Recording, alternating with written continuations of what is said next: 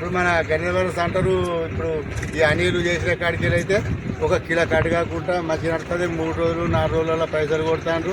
వడ్లు కాడ కానీ ఇప్పుడు జోకే కాడ కానీ వాళ్ళకు అట్లు పెట్టుడు, ఈ సంతులో పెట్టుడు ఇవన్నీ జరగకుండా మాత్రం ఎలాంటి దోపిడీ లేకుండా 4 రోజులకు 3 రోజులకు పైసలు పడుతున్నాయి రైతులకు.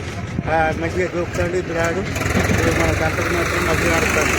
అప్పుడు వర్షాలు పడి కొంచెం లేట్ అయింది, కానీ ఇప్పుడు దినం తప్పి దినం పైసలు పడతాడు కొడతాడు, పైసలు మంచిగా పడతారు. ఇప్పుడు మనకు అనిల్ దొరికిన సార్ మునుపు ఐకేపీ వాళ్ళు దొరికినప్పుడు అయితే బత్తాలు వాళ్ళు ఎత్తపోదు కటింగ్ సంచికి 2 కిలోలు 3 కిలోలు 4 కిలోలు ఇట్లా 1 క్వింటలు 2 క్వింటాలు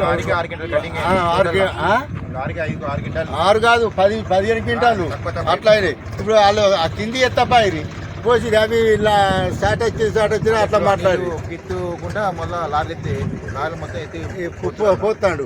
ఇప్పుడు అదే ఇంకోటి ఏంటంటే ఇప్పుడు ఇలా తర్ర వచ్చింది, బిర్ర వచ్చింది, అక్కడ కట్ అయినాయి, ఇక్కడ కట్ అయినాయి, ఇవన్నీ ఏది లేకుండా మాత్రం ఏది లేదు, మంచిగా మాత్రం నడుస్తుంది. ఏమంటారు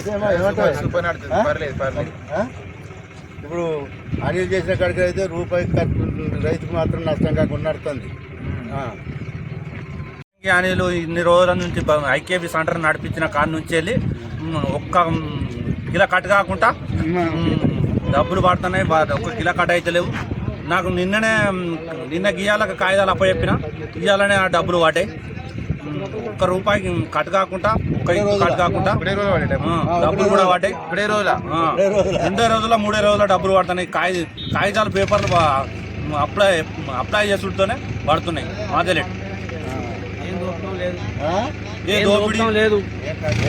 పోయినసారి అయితే 10 క్వింటాలు 15 క్వింటాలు పోయినసారి ఏజెంట్ అయితే 15 క్వింటాలు 30,000 ఒక్కొక్క రైతుకు 30,000 40,000 15,000 20,000 25,000